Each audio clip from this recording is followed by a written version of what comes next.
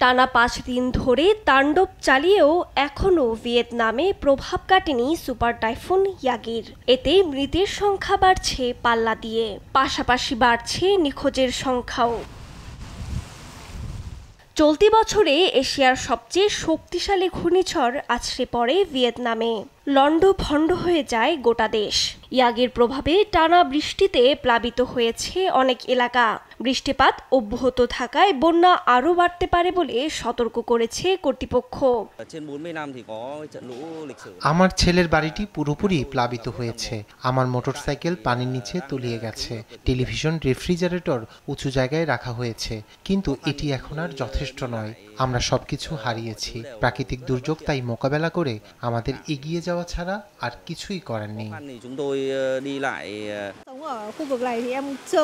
এই এলাকা বন্যায় প্রবলভাবে ক্ষতিগ্রস্ত হয়েছে।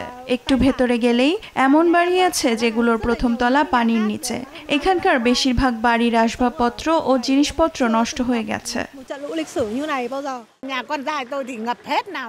এটি আমার দেখা 40 বছরের মধ্যে সবচেয়ে ভয়াবহ বন্যা। আমার বাড়ির প্রথম তলা সম্পূর্ণ পানির নিচে।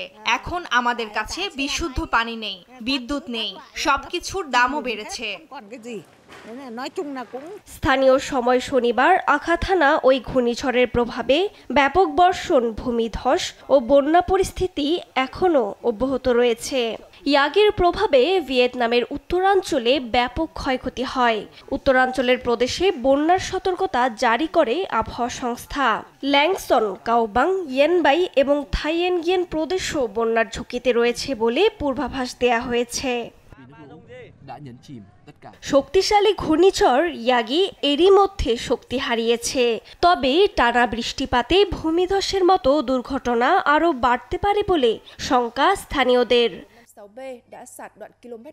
ভিয়েতনামের কৃষি মন্ত্রণালয়ের তথ্য মতে এই ঘূর্ণিঝড়ে 2,10,000 হেক্টর জমির ফসল নষ্ট হয়ে গেছে। ঝড়ে বিভ্রাট দেখা দিয়েছে বিদ্যুৎ ও টেলিযোগাযোগে। এতে 15 লাখ মানুষ বিদ্যুৎ বিচ্ছিন্ন রয়েছে। পাশাপাশি 12টি প্রদেশে বন্ধ রয়েছে সব শিক্ষা প্রতিষ্ঠান। নিরাপদ আশ্রয়ে অবস্থান নিয়েছেন অনেকে। চলছে উদ্ধার তৎপরতা।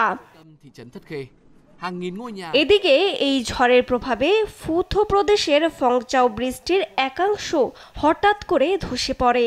সঙ্গে সঙ্গে বেশ কয়েকটি যানবাহন নিয়ে ব্রিজটি তলিয়ে যায় পানিতে। বলা হচ্ছে এবার আখা থানা সুপার টাইফুনটি দেশটির 30 বছরের ইতিহাসের সবচেয়ে শক্তিশালী ঝড়। রজনী রহমান, নিউজ ডেস্ক, দেশ টিভি।